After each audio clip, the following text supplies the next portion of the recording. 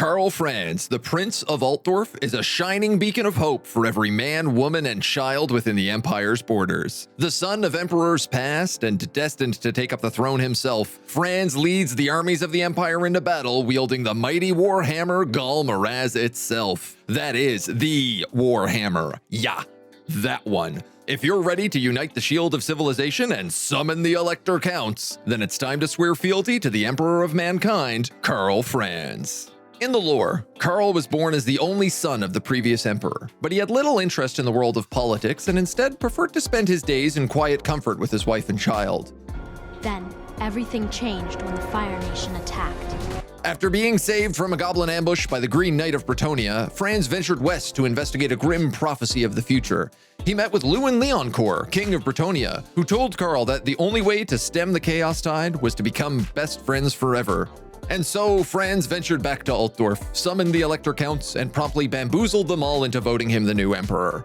Much adventures ensued. He stopped some Norskin raids, fought with ogres and greenskins, high-fived some Dowie, and so much more I couldn't possibly mention it all here.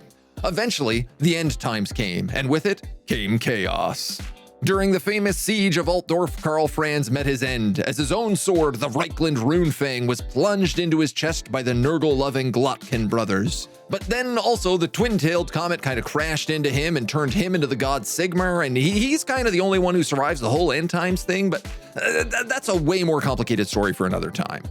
In Total War Warhammer, his faction ability is the Heir of Sigmar. This provides a bonus to diplomatic relations within the Empire, as we are the newly elected Emperor. Recruit rank for Lords to reflect his training as a general. Campaign movement range because the Empire is a big place. And an upkeep reduction for Reichsguard and Greatswords. Two regiments that his home in Reichland are particularly well known for. Karl himself is the Emperor, which gives a surprisingly underwhelming +8 to leadership, and that is it. While a notable warrior in his own right, Karl is a general who shouldn't hesitate to lead his armies from the front lines in order to inspire every soldier under his banner. When building his skill tree, I recommend playing up synergies as much as possible. The Empire is a versatile faction, which means that they can play a lot of different ways, but they don't excel particularly strong in any one area. I recommend focusing on the yellow line early so that Karl can support his weaker early game troops in battle. Then mid-game, grabbing bonuses to greatswords and a troop of your choosing. I like taking cavalry because I'm good at micro, but I know the comments are going to yell about artillery, so I have to note that yes, Empire artillery is good. Good enough, I'd argue, that you don't need to buff it, but the choice is yours. Late game, you have no choice. You have to fight chaos, so Lightning Strike is an absolute must in order to not get overwhelmed.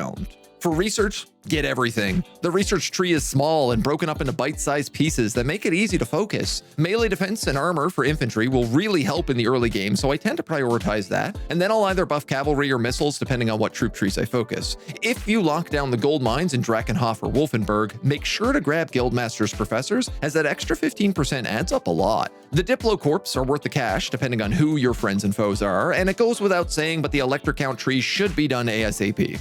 Which brings us to the Elector Counts and Imperial Prestige. In order to stop the Empire from tearing itself apart, you need to balance the needs of its royalty, which means knowing when to flex your authority and when money talks better than words. Keeping the Empire safe from threats both abroad and within will ensure that the other Elector Counts stay loyal to you, and ultimately allow you to confederate their lands within your own. Failure to do so will ensure that the lands of man crumble well before the Chaos Invasion even begins. The more of the Empire you control, the more access to unique troops and titles you'll have, making even a regular lord a potentially powerful force on the campaign layer. Special state troops can rapidly reinforce a depleted army on the move, or provide a flat upgrade over their standard variant. Keep the counts happy, and you'll ensure that no outside threat will stand a chance against the will of man.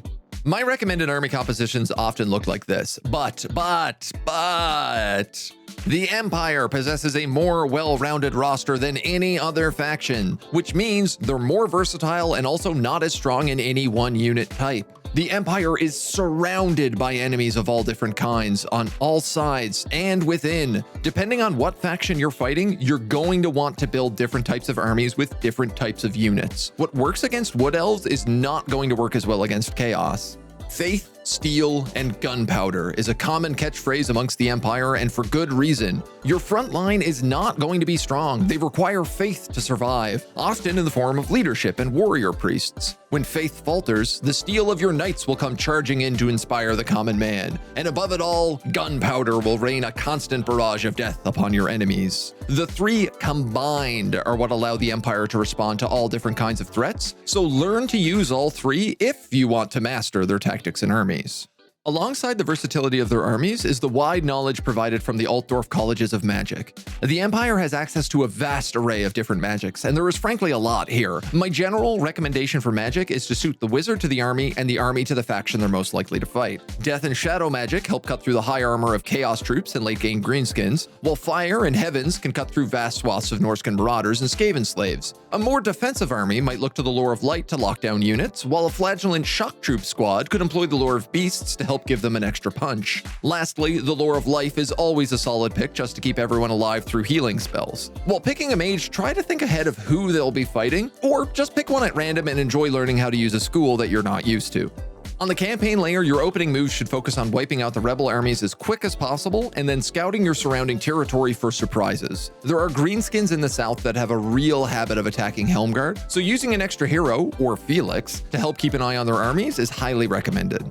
Every Franz playthrough I've done seems to go dramatically different than the last, so I recommend being reactive in the early phases. If you see greenskins burning cities in Middenheim, go up there and help return those cities to the Elector Counts. Mid-game, you'll likely need to curb the vampire menace, but letting them overextend tends to make it easier to take their main cities and crumble their economy. Keep an eye on the clock and make sure when chaos comes in and around turn 95, you've got armies prepared to fight them. There's really no reason you should ever have to fight another Empire faction, except for Marienburg. Unlike the other electors, you can never confederate them, so if you find the opportunity to take their capital and the sweet, sweet money printers within it, then I recommend seizing it as soon as you can. Keeping 1,000 prestige and 2,000 gold on hand at all times will ensure that you're never caught off guard by a special event. Maintaining these levels is crucial to keeping your imperial authority in check, so make a habit of not dipping into your reserves, lest you end up in an easily preventable civil war that rips the Empire in half. And if you end up with more prestige than you know what to do with, don't worry, there are some special events for those who excel at keeping the Empire united. If you'd like to learn more about Total War Warhammer and how to play other factions, then hit that like and subscribe. Or you can check me out live during the week at twitch.tv/AgentNumberOne. In the meantime, let me know what faction you'd like to see featured most in the comments below, and have a happy Festag.